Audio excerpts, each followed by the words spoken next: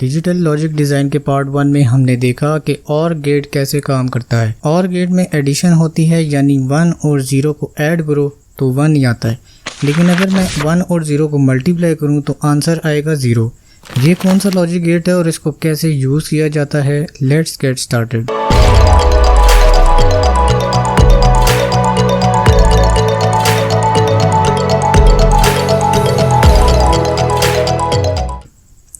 Video में आपको एक आईसी नज़र आ रही है जिसका नाम है 7408। इस आईसी के अंदर 4 किस्म के गेट्स लगे होते हैं जिसको हम एंड गेट कहते हैं। एंड गेट का काम होता है 2 बाइनरी इनपुट्स को आपस में मल्टीप्लाई करके आंसर निकालना। अगर इसको इनपुट पर 0 0 दिया जाए तो आंसर आएगा 0, 1 और 0 दिए जाएँ आंसर आएगा 0, और 0 और 1 दिए जाएँ तब भी आंसर आएगा 0।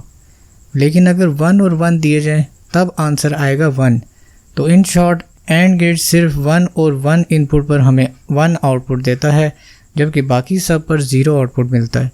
इसको प्रैक्टिकली देखने के लिए मैंने इस छोटे मिनी बोर्ड में एक आईसी ली है। डाटा शीट यानी इसकी पिन्स आपको पता चल गई होंगी। इस सर्किट को बनाने के लिए मैंने एक डिप स्विच लिया है जिसमें मैं पहले 2 बटन्स को एज आ इनपुट यूज़ करूँगा। तो फर्स्ट स्टेप ये होगा कि डिप स्विच की पिन नंबर 1 को आपने एंड गेट की पिन नंबर 4 में लगा देना है।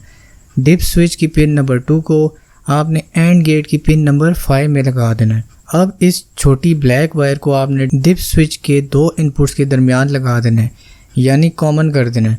ये बेसिकली एक ग्राउंड का कनेक्शन है।